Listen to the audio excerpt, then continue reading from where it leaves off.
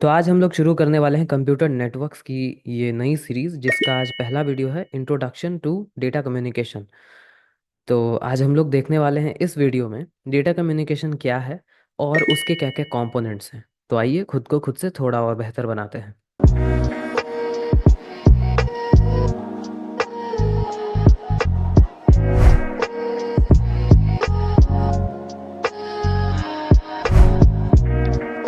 तो data communication नाम से ही आपको पता चल रहा है, डेटा का कम्युनिकेशन मतलब डेटा जब एक जगह से दूसरी जगह जाता है या एक दूसरे से कम्युनिकेट करता है। अब जैसे एक सिस्टम का डेटा दूसरे सिस्टम से डेटा लेना चाहता है तो वो उससे कोई ना कोई कम्युनिकेशन करेगा, कुछ ना कुछ उसको भेजेगा, फिर वहां से रिटर्न में आएगा। कहने का मतलब एक सिस्टम से दूसरे सिस्टम में जब हम डेटा एक्सचेंज करते हैं, यहाँ का डेटा वहां जाता है और बी का डेटा ए तक जाता है, यानी डेटा एक्सचेंज।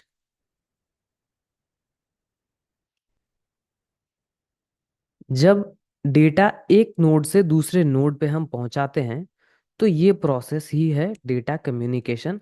अब वो चाहे वायर्ड मीडियम हो, वायरलेस हो,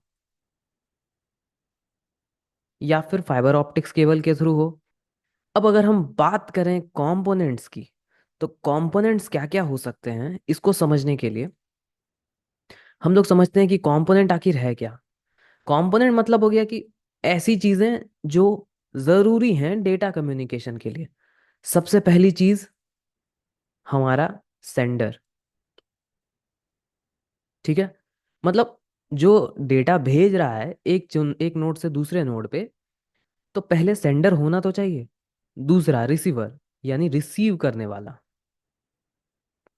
ठीक है, अब हम डेटा आखिर क्या भेज रहे हैं, वो मैसेज,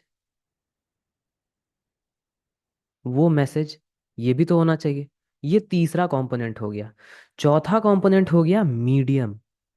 ये जो हमारा मीडियम है कि आखिर हम डेटा किस तरह से भेज रहे हैं, किस चीज के थ्रू भेज रहे हैं।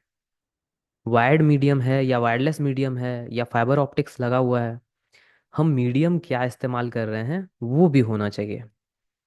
साथ ही साथ एक आखिरी चीज होती है, और वो होती है इन सब चीजों के बीच में एक रूल्स एंड रेगुलेशंस होते हैं, जिसे हम कहते हैं प्रोटोकॉल। ये जो प्रोटोकॉल है ये बहुत ज़रूरी है, क्योंकि एक सिस्टम से दूसरे सिस्टम में डेटा भेजना कोई भी ये काम कर सकता है, अगर सारे के सारे इक्विपमेंट्स हैं आपके पास, सारी टेक्निक्स आपको पता है तो। लेकिन कई सारे लोगों ने मिल करके कुछ नियम और कानून बनाए हैं कि डेटा जब भेजा जाएगा तो पैकेट्स ऐसा होगा, उस पैकेट में ये सारे इंफॉर्मेशन होने चाहिए। जैसे कि मेटा मेटा इंफॉर्मेशन, पैकेट भेजने वाले की डिटेल, कहाँ जा रहे हैं वो डिटेल। इस तरह के कुछ प्रोटोकॉल्स होते हैं, और वो प्रोटोकॉल्स सबके लिए होते हैं ताकि उन्हीं प्रोटोकॉल्स को फॉलो करके डेटा एक जगह से दूसरी जगह जा सके। तो ये प्रोटोकॉल बहुत ज़रूरी होता है डेटा कम्युनिकेशन में। तो अगर हम बात करें कंपोनेंट की, तो पहला होगा हमारा सेंडर। एक एक करके हम लोग देख लेते हैं क्या क्या चीज़ें हैं।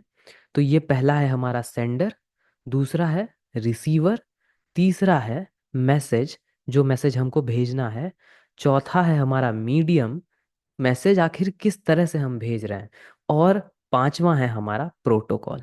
तो इस तरह से ये जो पांच चीज़ें हैं ये हैं हमारी कंपोनेंट्स डेटा कम्युनिकेशन के लिए। तो आज के लिए इतना ही रहने देते हैं, मिलते हैं अगली वीडियो में नए टॉपिक के साथ। खुद को खुद से बेहतर बनाते रहिए। धन्यवाद।